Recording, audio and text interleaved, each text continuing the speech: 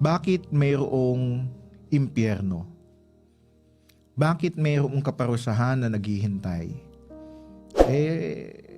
Mahal ng Diyos eh. Bakit paparusahan? Ang pag-ibig ng Diyos, ang fulfillment ng pag-ibig ng Diyos ay si Kristo. At tuwing ang ebanghelyo, ang mabuting balita ay maipapangaral, iyan ang pag-ibig ng Diyos na kumikilos. Pagka ikaw ay inabutan ng ebanghelyo, ikaw ay inabutan ng pag-ibig ng Diyos. Ang kaparusahan, ang impyerno, hindi iyan lugar na ipinadala ng Diyos ang tao. Iyan ay lugar dahil sa pagpapasyang ginawa ng tao. Hindi ka mapupunta sa impyerno dahil sa iyong ginawa. Mapupunta ka sa impyerno dahil sa pagpapasyang ginawa mo. Dahil sa choice mo in relation sa Diyos.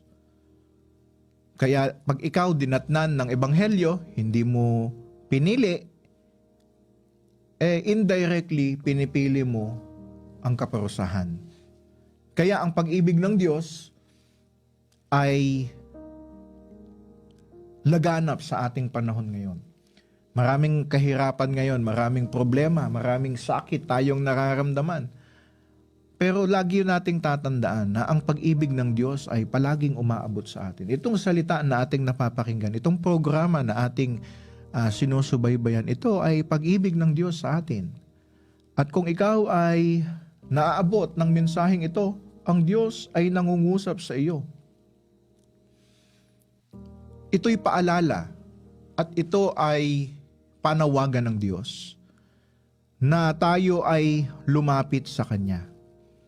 Dahil ang ating mga kasalanan ay natubos na. Sa Romans 6:23, sabi, ang kabayaran ng kasalanan ay kamatayan. Ngunit, ito'y binayaran na ng ating Panginoon. Kaya sa Colossians chapter 2 verse 13, ganito ang sabi, "At nang kayo'y mga patay dahil sa inyong mga kasalanan, at sa di pagtutuli ng inyong laman ay kanyang binuhay kayo, nakalakip niya, na ipinatawad sa atin ang ating lahat na mga kasalanan." Kaya nang si Kristo ay maipako sa krus,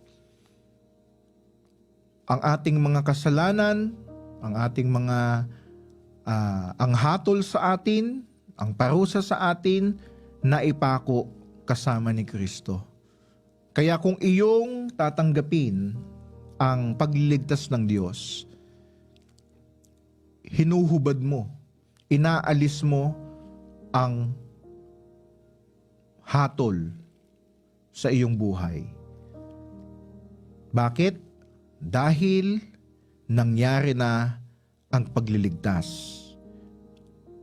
Naipagtagumpay ang gawain ng kaligtasan. Kaya sa ating panahon ngayon, ang kapangyarihan ng kaligtasan ay available. It was secured. Naging available na siya tuloy. Dati, ang paraan ng kaligtasan, kailangan mong gawin ang mga eksaktong alituntunin na ibinigay ng Diyos. Ngunit pinatunayan nito na hindi kaya ng tao. Hindi kaya ng tao na iligtas ang kanyang sarili. Kaya ang Israel ay isang patunay kung gaanong karupok, kung gaanong kahina ang tao. Isipin mo, every step of the way, binago nila ang Diyos. Ang gawa ng Diyos sa kanila ay dakila.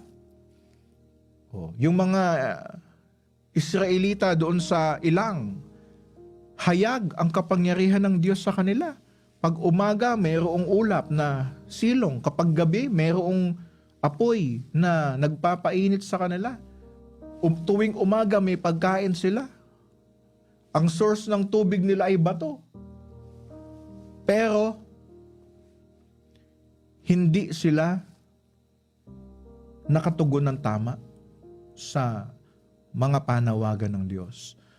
At pwede nating sabihin, ang mga Israelita talaga ang titigas ng ulo. Pero iyan ay sumasalamin sa ating kalagayan bilang tao. Marami sa atin karanasan ang kabutihan ng Diyos. Marami sa atin patotoo ang pag-iingat, pagpapagaling, pakikisama ng Diyos. Pero sa panahon na tayo ay nasa maayos na kalagayan, nakakalimutan natin. Nakakalimutan natin.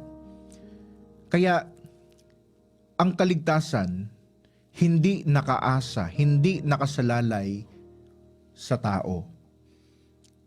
Ang nagpasan ng kaligtasan ay maaasahan at kapanipaniwala, at iyan ay si Kristo.